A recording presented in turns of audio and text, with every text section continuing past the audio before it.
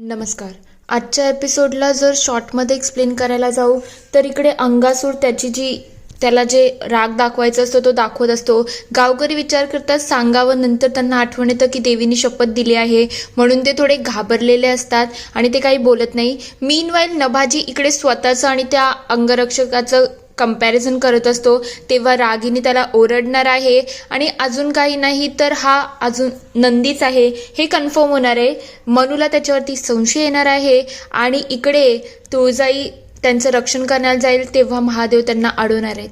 चला बघूया डिटेलमध्ये आजच्या एपिसोडमध्ये काय काय घडले.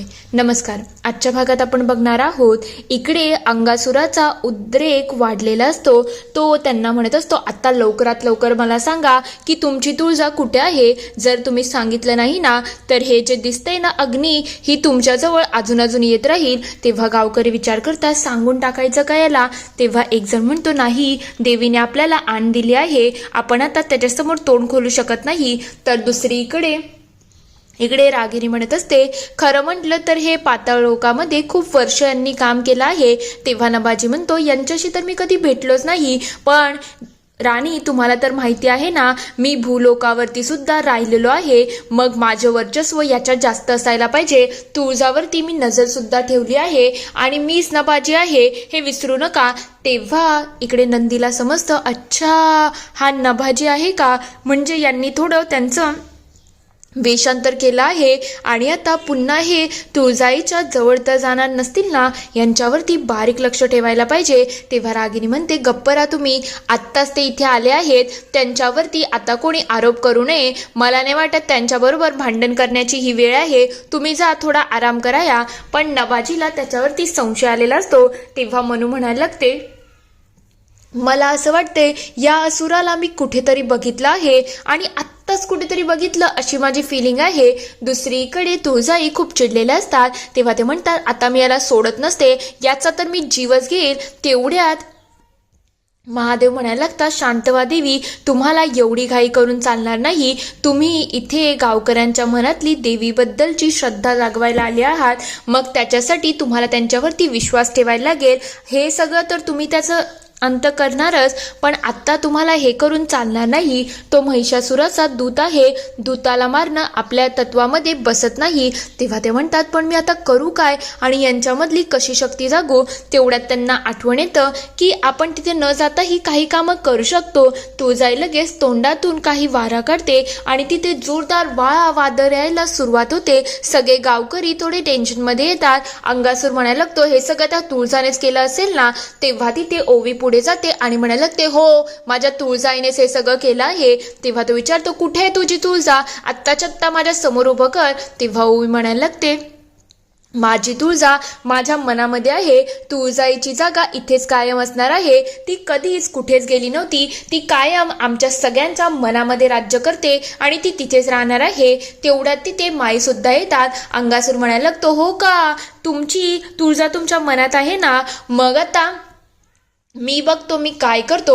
गावकरी जोरजोरात तुळजाईचं नावाचा उच्चार करायला लागतात, पण अंगासूर काही थांबत नसतो. तेव्हा तो म्हणायला लागतो मी दूत आहे, तुम्ही माझ्यावरती हल्ला करू शकत नाही. गावकरी जोरजोरात आईराज उदो उदो आईराज उदो उदो असं करत असतात. हे बघून तुळजाई आणि महादेव खूप खुश होतात. तेव्हा महादेव म्हणतात बघा तुमच्या भक्तांनी त्यांची शक्ती दाखवली आहे.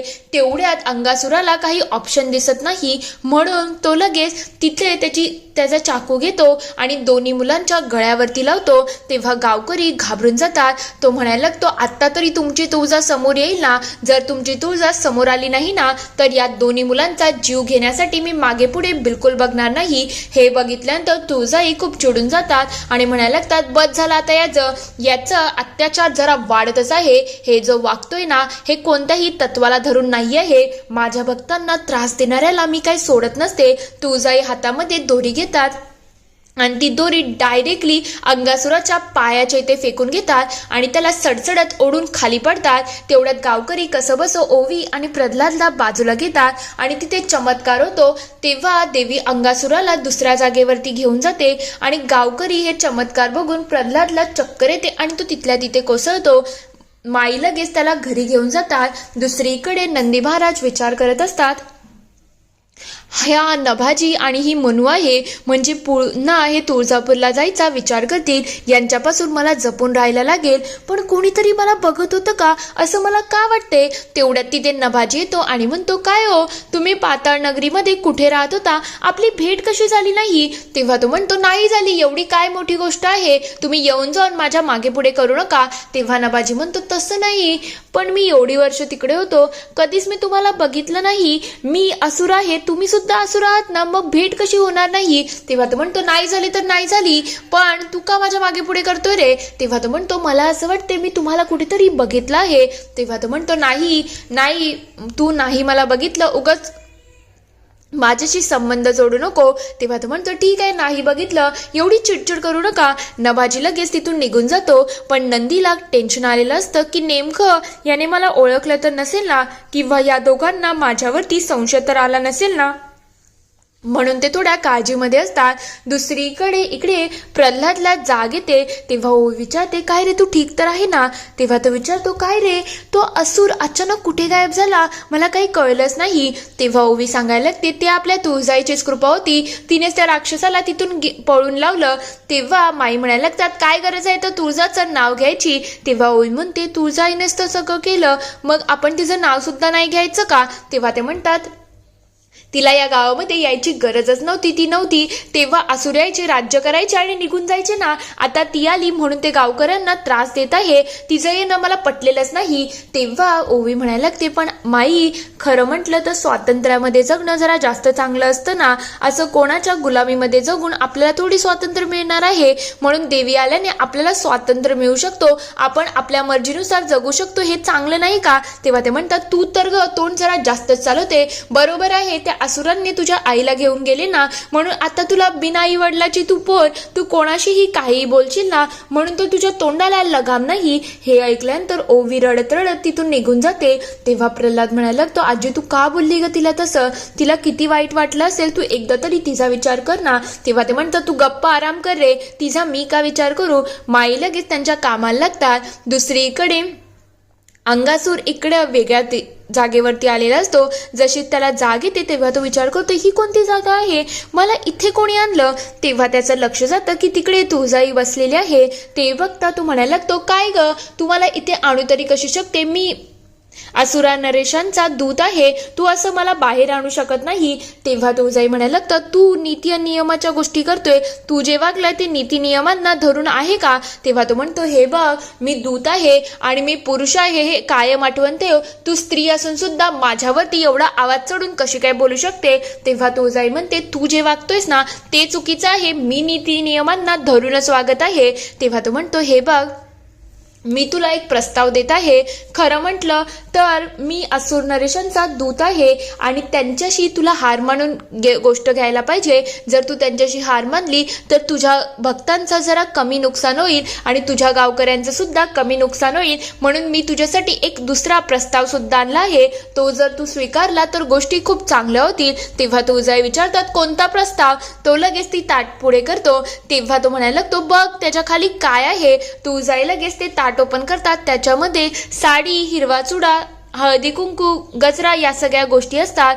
तेव्हा ते विचारतात, याचं काय अर्थ आहे. तेव्हा अंगासूर म्हणायला लागतो, बघ माझ्या असुर नरेशांनी तुझ्यासाठी हा पूर्ण देखावा पाठवला आहे, म्हणजे तुझ्यासाठी लग्नाचा प्रस्ताव दिला आहे. तू जर त्यांच्याशी लग्न केलं ना तर ते तुला राणी म्हणून घेतील आणि तसंही मग तुला त्यांच्याशी भांडण करायची बिलकुल गरज नाही. या भांडणामध्ये तुझी जी हानी होणार आहे ना ते रोखण्यासाठीच त्यांनी हा प्रस्ताव दिला आहे. तू लवकरात लवकर हा प्रस्ताव स्वीकार कर, म्हणजे कसं तुझं सगळं चांगलं होईल. हे ऐकल्यानंतर तुळजाई खूप चिडून जातात आणि ते त्यांचा दिव्य रूप घ्यायला येतात. तेव्हा तो म्हणतो, तू जरा जास्तच बोलला आहे, तू नीती नियमांना सोडून चालतच आहेस, पण तरी सुद्धा तुला मी सोडण्यावरती होती, पण तुने आता हे लग्नाचा प्रस्ताव टाकून ना तू अजूनच वाईटामध्ये वाईटच करून टाकला आहे. तेव्हा तो म्हणतो, तू माझ्यावरती काही करू शकत नाही, मी दूत आहे, ये युद्धनीतीला धरून नाही आहे. तेव्हा ते म्हणतात, मी युद्धनीती बघून घेईल, पहिले तू सुरुवात केली आहे म्हणून आता तुला तुझ्या कर्माची शिक्षा तर मी देणारच. देवी त्याला भस्म करायला जातच असतील.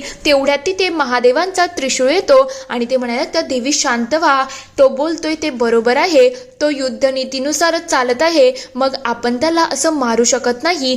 तेव्हा तुळजाई थोड्या शांत शांत होऊन जातात. तेव्हा महादेव म्हणायला लागतं, तू आत्ताच्या आत्ता इथून निघून जा, तू जर निघून गेला नाही तर देवी तुझा अंत करू शकतील. तेव्हा तो म्हणतो, काय ग, मला वाटलं होतं हे महादेव थोडे शूर असतील, पण हा तर भित्रा निघाला, म्हणजे हा बायकोने केलेला वाऱ्याला रोखू तर शकतो, पण माझ्या जर राजाच्या समोर त्याच्या राणीबद्दल असं कोणी बोललं असतं ना, तो माणूस तिथून जिवंत जाऊ शकला नसता. पण तुझा नवरा तर असा लेचापेचा वाटत आहे, त्याने तुझं रक्षण सुद्धा केलं नाही आणि माझ्यासारख्या असुराला जायला सुद्धा सांगतोय, हे काही योग्य वाटत नाही. हे ऐकल्यानंतर देवी कोणाला काही ऐकत नाही आणि अक्षरशः त्याचं धड त्याच्या शिरापासून वेगळं करतात. तेव्हा तो लागतात, हे बघ, युद्धनीती काय होती काय नाही हे मी सगळं सहन केलं, तुला एकदा मी क्षमा करण्याचाही प्रयत्न केला, पण तुझा उद्रेक आहे ना तो काही थांबतच नव्हता, तू जरा अतिच करत चालला होता, म्हणून तुला तुझ्या कर्माची शिक्षा मिळाली आहे. आता त्या महिषासुराला त्याचं उत्तर लवकरच मिळून जाईल.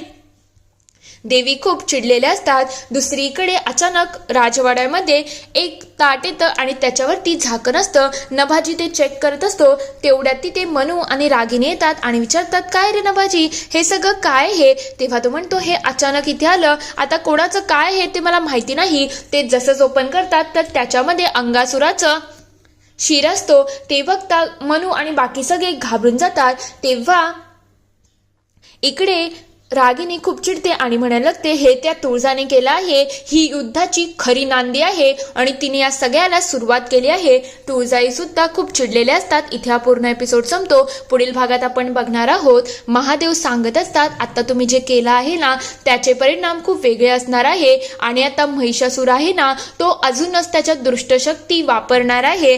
तर दुसरीकडे रागिनी म्हणत असते, जर तुळजाने आपल्या राजभवनामध्ये तिचा कोणता दूत पाठवला असेल तर त्याच्यावरती आपल्याला बारीक लक्ष ठेवायला पाहिजे आणि त्याला शोधण्याचा माझ्याकडे उपाय सुद्धा आहे. दुसरीकडे देवी सुद्धा म्हणत असते, काहीही झालं ना तरी आता मी माघार घेणार नाही. महिषासुराला जोपर्यंत मी संपवत नाही ना तोपर्यंत मी काय शांत बसणार नाही. इथे हा पूर्ण एपिसोड संपतो. आता देवीने तर प्रण घेतला आहे. खरंच या युद्धामध्ये कोणाचा जीव जाईल, तुम्हाला काय वाटतं ते मला कमेंटमध्ये नक्की कळवा.